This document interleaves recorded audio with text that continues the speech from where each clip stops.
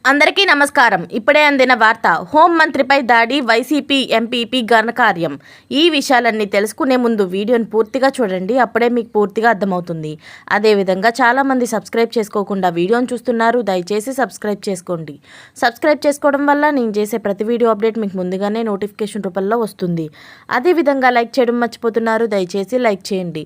Like చేయడం వల్ల ఇటువంటి ఇంపార్టెంట్ ఇన్ఫర్మేషన్ చాలామందికి రీచ్ చేసిన వాళ్ళు అవుతాం.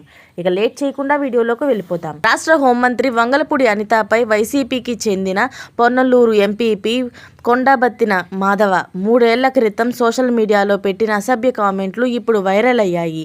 ఆయనపై చర్యలు తీసుకోవాలని టీడీపీ నాయకులు డిమాండ్ చేస్తున్నారు. అనిత తెలుగు మహిళా రాష్ట్ర అధ్యక్షురాలిగా ఉన్నప్పుడు 2021 డిసెంబర్ 27న రాష్ట్రంలో ఓ యువతిపై జరిగిన అత్యాచారాన్ని ఖండిస్తూ మీడియాతో మాట్లాడారు. అది ఫేస్బుక్ లైవ్ కూడా వచ్చింది. అందులో ఆమెను కించపరుస్తూ పొన్నలూరు ఎంపీపీ మాధవ అప్పట్లో అసభ్యకరమైన కామెంట్లు పెట్టారు.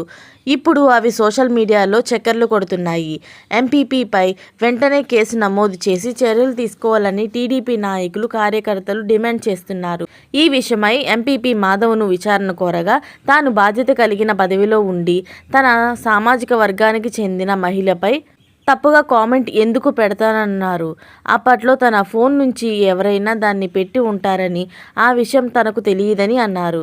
అయితే ఇలాంటి లేటెస్ట్ అప్డేట్స్ అన్ని మీరు ముందుగానే పొందాలి అనుకుంటే ఛానల్ని సబ్స్క్రైబ్ చేసుకోండి. అలాగే పక్కనే ఉన్న గంట సింబల్ని క్లిక్ చేయడం మర్చిపోకండి. Thanks for watching friends.